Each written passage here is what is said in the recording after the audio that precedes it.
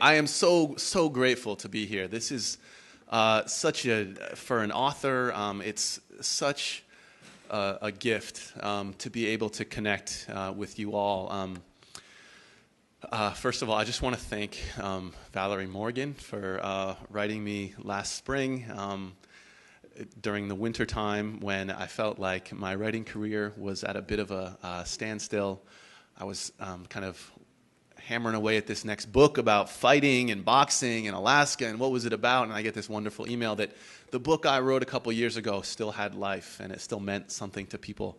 And so thank you, Valerie, very much for having me here, and thank you, Dean Robertson, for that wonderful introduction, and thank you for speaking to me.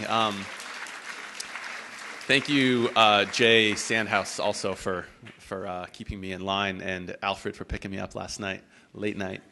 We had a good conversation about Manny Pacquiao. Yeah, I feel good about Manny Pacquiao right now. Anyway, were my mother here today, I wish she could be here. I think the thought that her son was standing in front of you all with 5 screens of a photograph that was taken probably 28 years ago in the village where she is from, which she left after she married my father during the Vietnam War, that has also a picture of my sister in a little white sundress there, and a picture of a bridge that no longer exists, and the tin roof, corrugated tin roof of the old village. It would really bring her to tears. And I wasn't really prepared to see this photo. I didn't know what I was getting into coming down to Miami. And I kind of walked in and saw this photograph, and I thought, man, this is suddenly what I did for 9 months in a garage shed, hammering away at this little book a few years ago, elicits a different response from me than it used to. It used to be all about me. I write this book. I get to see my name on a cover. Maybe it'll get me a few dates or something, but suddenly this book might mean something to some people, and I just am really excited to know that and to see it and to really feel it. Being a writer is primarily a private, somewhat secluded experience, and to know that doesn't always have to be the case is really empowering. So thank you for all reading my book and being here and listening to what I have to say. After Valerie invited me to come, I've said this a few times already this morning, that I kept having these visions of like being kind of like flying over Miami and seeing my book in all these little places and all these little hands of future students, and here you all are. So I've been thinking about you guys for a long time, and and thank you again. That's the monk who said, all right, it's time for you to be a monk 25 years ago. And then I went back to see him. And that's on the day that I would have my head shaved. So these guys are saying, he's kind of giving me that come hither look, He's like, let's do this. No more hiding, young man. Okay, so that's my mother cutting my hair, taking the first snip of my hair. There goes my hair. As I'm having my hair removed, I'm chanting prayers, things that I practiced, meditating. It's important to be mindful in some way during these ceremonies, because now the karma is at work, okay? I'm paying dividends, right? This is all going towards my daughter's college tuition or whatever. The hair keeps coming off, and he's clearly enjoying that. There go the eyebrows, right? They grow back. That's the kind of final moment, right? My mother's cleaning the head. This is the last time my mother can put her hands on me physically. The last moment, okay? And here I go around the temple 3 times. It's so interesting that you all read this book. There's so much that I don't need to explain. I feel like we're old friends. There I'm what you called whying to the monk of the temple. The same monk is the monk that I wear on a little chain around my neck. Each village has their own kind of patron saint, if you will, and ours is Lung Po Jon. There is the Buddha statue that I chanted to every morning. And those are the 3 monks who are initiating me.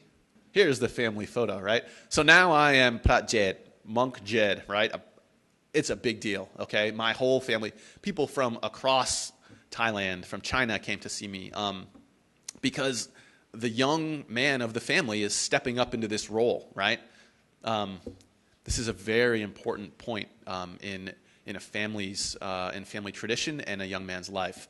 We're on our way to the Wat Ba. Wat Ba is the forest temple, and as you can see, maybe you can't see, but that's it says the eastern border of Thailand with Cambodia. So we're kind of on our way up and around.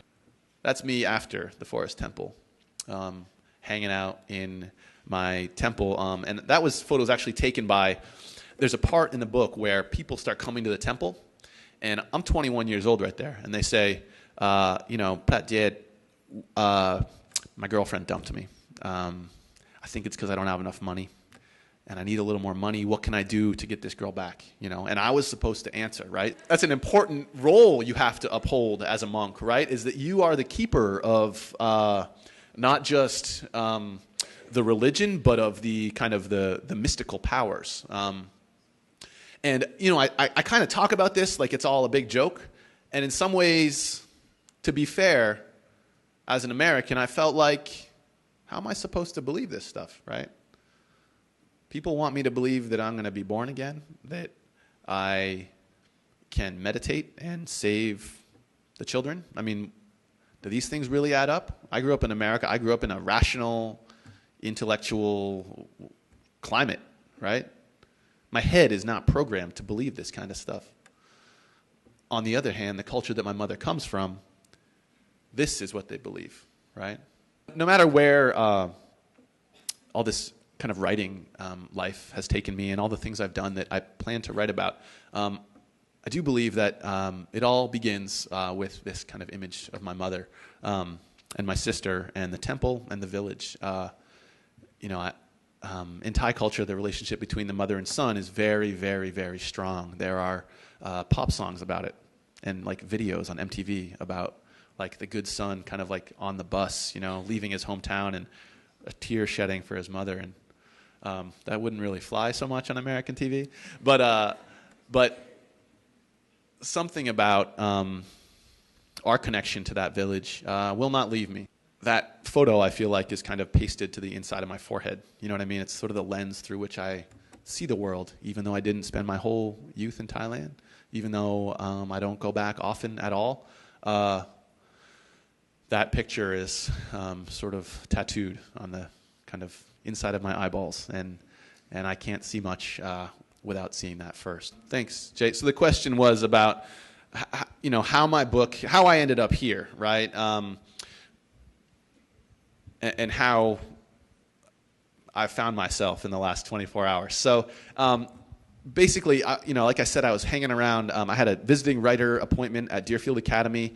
I was hanging around in the spring, writing my next book, and I had thought that my book, A Chant to Soothe Wild Elephants, had kind of disappeared in some ways. And then I got a wonderful email from Valerie Morgan, who said, we're interested in bringing your book to Florida International University. And all I really knew about FIU at the time was the guy with the hitting streak. And actually, I have a distant cousin who goes here, who plays in the soccer team, and I need to find her, if any soccer players. But anyway, Valerie said, we'd like to have all of our incoming freshmen read your book as a kind of a common text. And that just doesn't happen very often in many places, where there can be a common conversation about a single text that will, I think, not only give students a sort of unified picture of a piece of literature, but also inspire conversations that build off that initial conversation. Those secondary conversations about what it means to belong somewhere, about what it means to come from two places at one time, about what it means to feel somewhat conflicted. Those are the conversations that are forever more important than the book that I wrote. The book that I wrote, I hope you forget about it at some point, because the conversations you have because of it matter much more.